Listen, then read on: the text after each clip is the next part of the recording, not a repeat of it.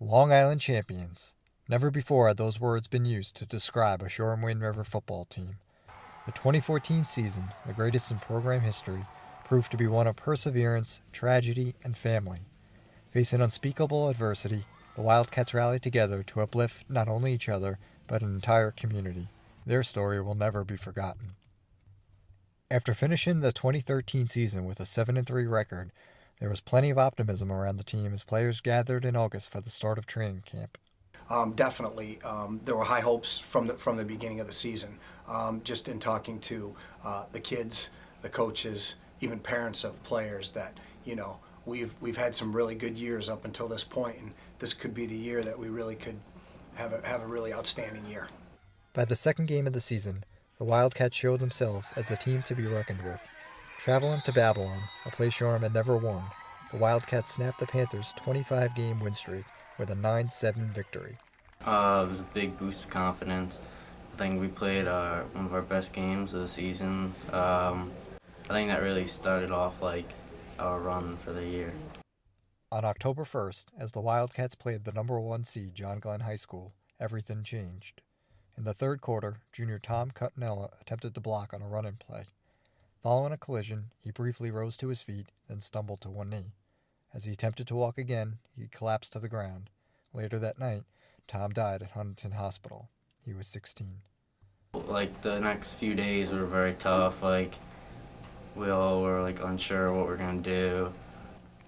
During those first couple days, everybody needed support. So anybody involved was kind of leaning on each other. Tom wasn't just another player on the team, but an undisputed leader. Even as a junior, I know most of the seniors, obviously, I looked up to him. Even though he wasn't always the biggest, strongest, fastest, but he definitely led by example, and when he did something, he did it 110%.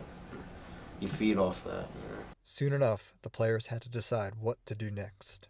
I was in the meeting when Coach asked the kids, what are your wishes, and I think the captains took the initiative, and the kids without a doubt knew they wanted to move forward, and I think they knew deep down that Tom would want them to move forward. 10 days later, the Wildcats returned to the field, the memory of their fallen teammate close to their hearts. Facing Wyandanch, the Wildcats won 54-0. Their point total matched Tom's number, which now flew on the flagpole. The term Tommy Tough soon became a familiar slogan. Initially, it was a kind of a saying that was attached to the things that Tommy believed in and stood for, and lived every day. And I think it's taken on kind of its own life, so to speak, now.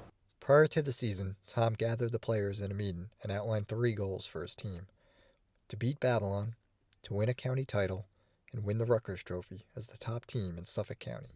He just wanted to just have us come together so that we can make it happen. No one could have imagined what happened next. After returning to the field, the Wildcats won their next 6 games, outscoring opponents 202-10. In the Division IV semifinals, they steamrolled longtime rival Babylon 56-0, sending them into the county finals for the first time in program history. Facing John Glenn again, Shoreham won 47-10 behind a 6-touchdown game from quarterback Danny Hughes to clinch the county title. At times, he carried us, especially in that Glen game in the county championship. There were times when he just refused to be tackled, refused to let this season end. I knew he was a special player, but he showed a lot more once the playoffs started. A week later, the Wildcats capped their season with a 47-13 win over Roosevelt to win the Class 4 Long Island Championship. The next day, at the all-county dinner in Hauppauge, the coaches voted Shoreham as the winner of the Rutgers Trophy. There's no other way to do it. We did it right. Like Coach Mill said if we're going to do it, we're going to do it right, which we did. We followed through with our plans for the year and followed his footsteps. I think now looking back, as some time has given a little bit of perspective, that they're just an absolutely amazing group of young men. Tom's memory remains strong throughout the high school, from the football field to the main entrance to the gymnasium. It was really amazing to see what the Shoreham-Wading River community did to rally together to support the Cuttanella family, to support the kids on the team, and just the whole district in general. With the adversity, with the sadness that they had to deal with at such a young age and how they were able to persevere through that to achieve these goals. There's something to be said for that. They really accomplished something amazing, and it doesn't have to do with the trophies and the championships.